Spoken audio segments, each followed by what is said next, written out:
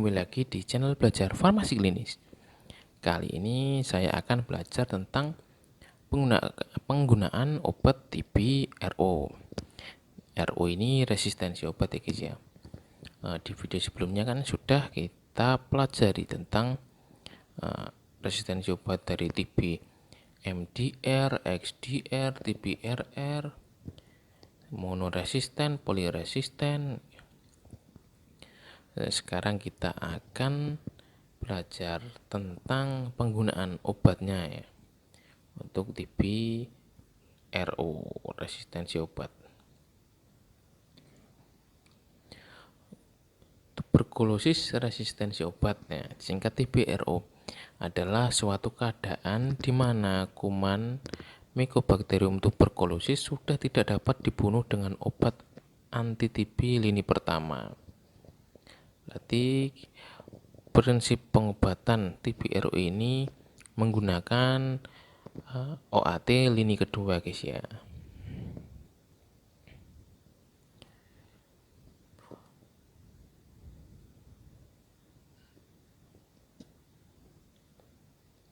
Kemudian ini pada prinsipnya semua pasien TB RO harus mendapatkan pengobatan dengan pertimbangan kondisi klinis awal. Tidak ada kriteria klinis tertentu yang menyebabkan pasien TB RO harus dieksklusi dari pengobatan atau tidak dapat mendapatkan penanganan. Kondisi pada tabel 15 adalah kondisi khusus yang harus diperhatikan oleh semua vaskes yang menangani pasien TB RO. Jadi kondisi khusus ini pada pasien TB RO itu yang pertama pasien dengan penyakit penyerta yang berat, ginjal, hati, epilepsi, dan psikosis. Kemudian kelainan fungsi hati, kenaikan SGOT atau SGBT 3 kali dari nilai normal.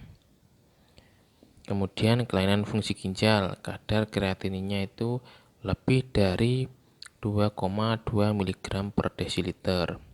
Kemudian pada ibu hamil. Pada kasus seperti di atas, pasien sebaiknya dirujuk ke RS rujukan TB MDR untuk memulai pengobatan di RS rujukan.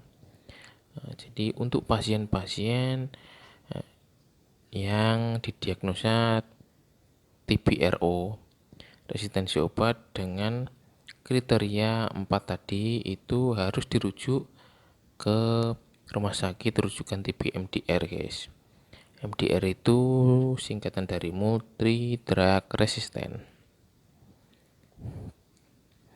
Pengobatan TB resisten obat.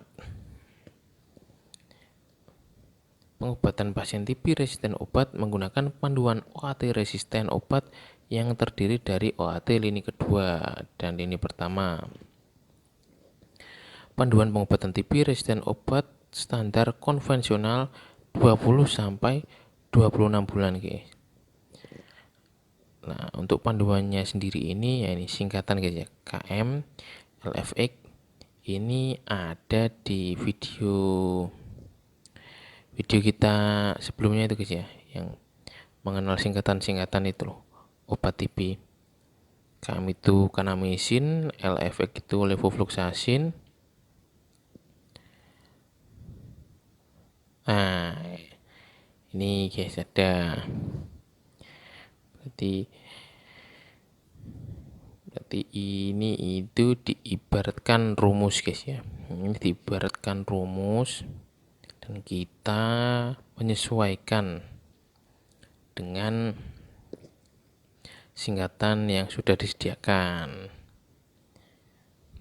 Kemudian kalau Z-nya itu berazinamid, E-nya etambutol, H-nya isoniazid.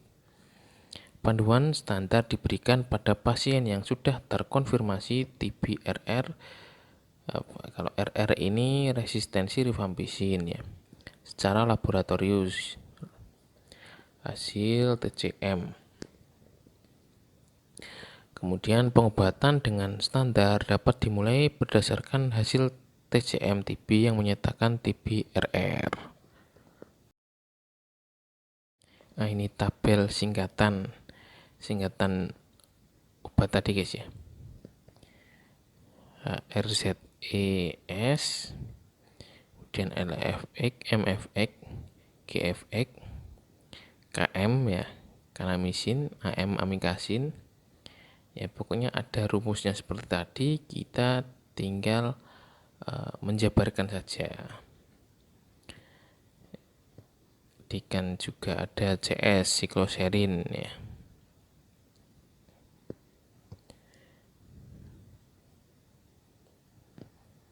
Selanjutnya adalah dosis OAT resisten obat. Untuk penggunaan obat TB ini kembali lagi kan menggunakan berat badan guys ya. Patokannya itu berat badan. Berarti semakin berat badan kita itu semakin besar dosis yang dibutuhkan. Ini contohnya untuk kanamisin ya guys ya. Itu 15 mg per kilogram per hari. Misal beratnya 50 kg berarti tinggal dikalikan saja 15 mg 3 hari 50 kg. Untuk memudahkan dalam kita merumuskan, ini juga sudah ada tabelnya. Misal untuk kanamisin ya guys ya, beratnya 50 kg berarti ada pada rentang 46 sampai 55 kg. Ya, kita bisa menggunakan dosis di rentang 875 sampai 1000 mg. Begitu. Yang lainnya juga begitu. Ini levofloxacin 750 mg per hari.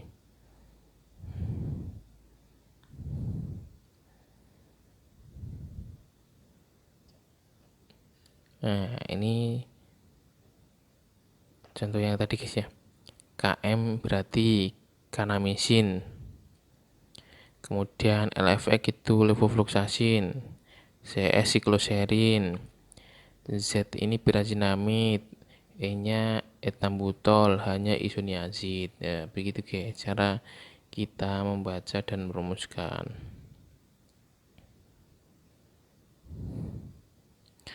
Ini untuk poin yang keempat, bila ada riwayat penggunaan panduan OAT yang dicurigai telah ada resistensi, misalnya pasien sudah pernah mendapat fluoroquinolone, pengobatan TB sebelumnya, diberikan levo dosis tinggi atau moxifloxacin, sedangkan pada pasien yang sudah mendapatkan kanamycin sebelumnya maka diberikan gabromycin. Jadi kalau sudah menggunakan OAT itu ya, levofloxacin, kok ada resistensi, berarti bisa diganti dengan moxifloxacin. Kemudian untuk yang kanamycin bisa diganti menggunakan gabromycin. Begitu.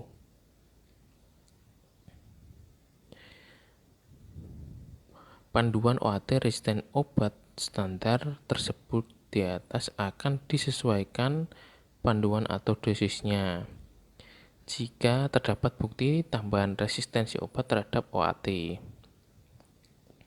Kemudian terjadi efek samping yang berat. Jadi contohnya ya guys ya. Contohnya apabila pasien menggunakan etambutol.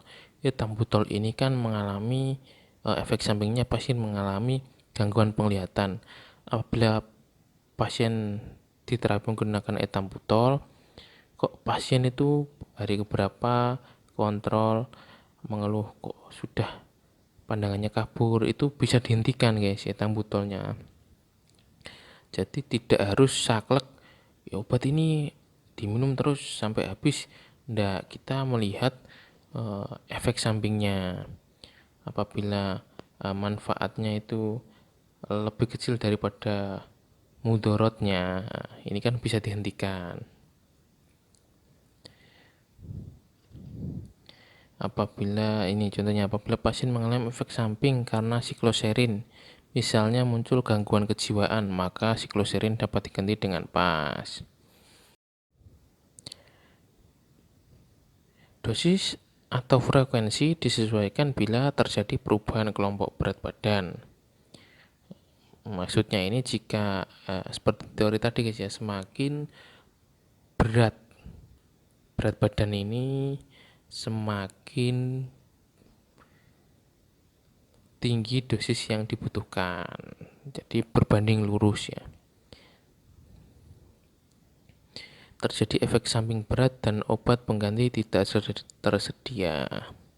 Di contohnya seperti efek samping dari ethambutol tadi ya, bisa dihentikan.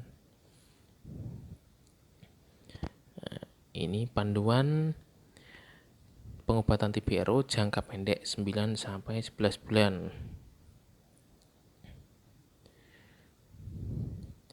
Jadi 4 sampai 6 ini untuk angka di depannya ini itu angka bulan guys.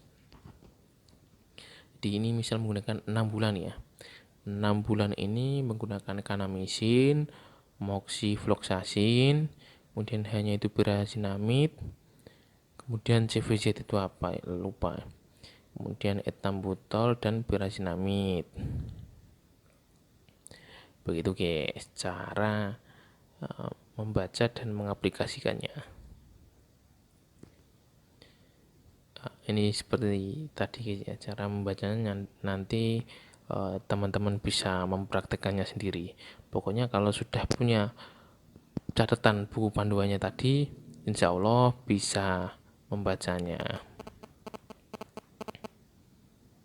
Baik, selesai sudah pertemuan kita kali ini. Kita ketemu di video berikutnya. Salam belajar farmasi klinis. Semangat belajar.